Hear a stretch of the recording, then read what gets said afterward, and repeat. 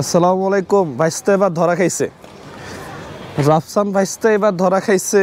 কে কে খাবেন? বুলু খাবেন, বুলু এই ইলেকট্রোলাইট ড্রিঙ্কস কে কে খাবেন? বুলু খাবেন। এই রাফসান দা ছোট ভাই ভাইস্তা এইটা এইটা কেরোসিনের মনে হয় এরকম, হ্যাঁ এরকম সে বুলু বানাইছে। কোনো ধরনের অনুমতি নাই, কোনো ধরনের বেস্টে সিলমিল নাই, যা যা লাগে আর কি কিছুই নেই।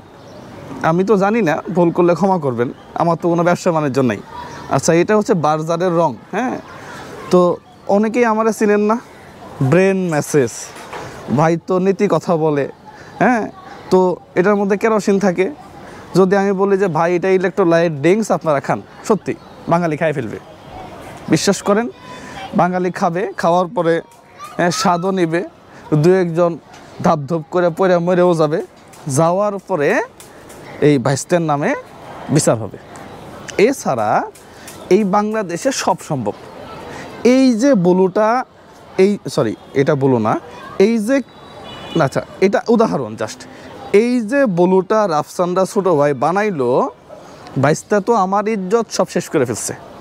2 দিন আগেই ভাইস্তারে নিয়ে এত সুন্দর একটা পোস্ট করছিলাম যে এই বাংলাদেশে ট্যালেন্ট মানুষ যদি হয়ে থাকে তাহলে এই 27 বছরের ভাইস্তে আছে।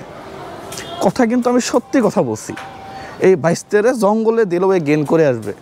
আপনি বোঝেন যে হু হু করে গন্ধ আসতেছে কেরোসিন। আচ্ছা, আপনি বোঝেন যে 27 বছরের একটা মাল বাংলাদেশে এই গরমের সময় ইলেকট্রোলাইট সোডিয়াম পটাশিয়াম ক্লোরাইড এই তো বানায় ফেলছে। সোডিয়াম পটাশিয়াম ক্লোরাইড এই ইলেকট্রোলাইট ড্রিঙ্কস এই রাফসানদা ছোটো ভাই বানায় ফেলছে। তাহলে বুঝেন আপনি সে কী পরিমাণ মাল। আমাদের দেশে সব সম্ভব ভাই, সব সম্ভব। এই যে ভদ্রলোক, শুধু এই ভদ্রলোকটা, আপনি রাফসানদার কথা বাদ দেন, বাংলাদেশে কিছু কিছু জায়গা আছে বিএসটিআই অনুমতি থাকার পরেও এই মালের মধ্যে এমন ভেজাল মারে, এটা না হয় বাদ দিলাম, তবে একটা নীতিমালা তো আছে।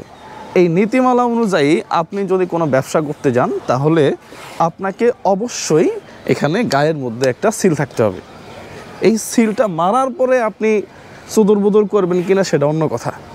কিন্তু এই যে ভাতিজা, হ্যাঁ এই রাফসানদা ছোটো ভাই, এই ছোটো ভাই তো বড় ভাইয়ের মতো কাজ করে ফেলাইছে। তো এই বেটা, তুমি যে মানে জিনিসটা বানাইলা, জিনিসটা একটা নীতিমালা নিয়ে সুন্দর করে বানাইতা, তোমার তো একটা সমাজে ফেস ভ্যালু আছে ভাই। তুমি খারাপ কোনো ভিডিও বানাও না, তুমি সমাজের মানুষকে টুকটাক খাবার টাবার দেখাও। তো আচ্ছা, এটা রাখি। তো এই অবস্থাতে তোমার মতো লোক যদি এই কাজ করে, হ্যাঁ তাহলে আর মানুষ কি করবে? সত্যি একটা আলিফ লাইলা, টোটালি একটা আলিফ লাইলার দেশ ভাই। আপনি মন খারাপ করিয়েন না।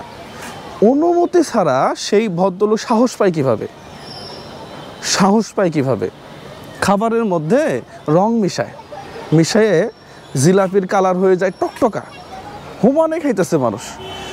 এই রং খেয়ে কতজনের ক্যান্সার হয়েছে কোনো হিসাব আছে?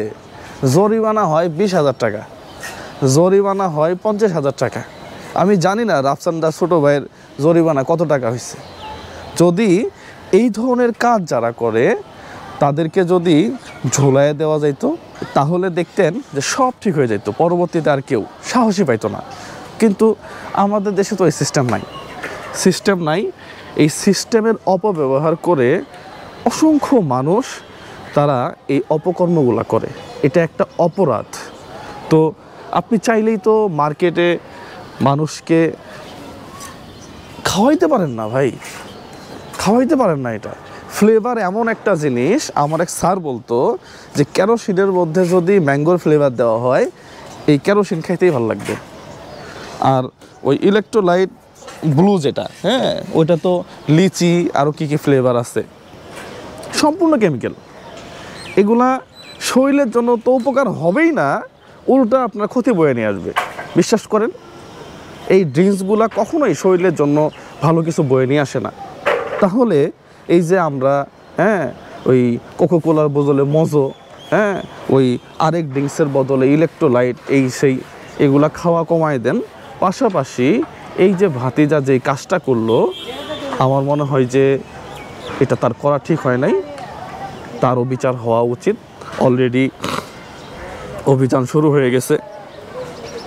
সরকার প্রশাসন আসলে লোক তো কম ভোক্তা অধিকারের, হ্যাঁ, তারপরেও সচেতন আছে। হ্যাঁ, বেশ কয়েক জায়গায় আমরা নাড়া দিতে দেখছি।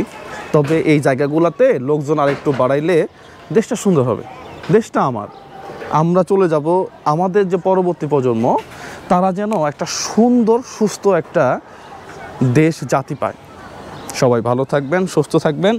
আর বাইশটা তুমি এটা বানানো আপাতত বাদ দাও, আপাতত বাদ দাও। তোমার জন্য এটা আপাতত না। তুমি কন্টেন্ট বানাও, হ্যাঁ, তুমি ফুড ব্লগার, ওই খাবার টাবার দেখাও, ভেজাল খাবার 1 নাম্বার বইলে দেখাও, সমস্যা নাই, কারণ এটা তো তোমার না, সমস্যা নাই। পাশাপাশি এই যেগুলা বাদ দাও। সবাই ভালো থাকবেন, সুস্থ থাকবেন। এই দেশটা আমার, আবারও বলতেছি, এই খাবারগুলো আমার শিশু খায়, আমার বাচ্চা খায়, তো একটু কেয়ারফুল থাকা উচিত প্রত্যেকেরই। আপনি অনুমতি নাই, পেস্টে সিনলাই আপনি খাচ্ছেন কেন, এটাও একটা ব্যাপার। সচেতন হন, তাহলে দেখবেন যে সুস্থ থাকবেন। আসসালামু আলাইকুম ওয়া রাহমাতুল্লাহ।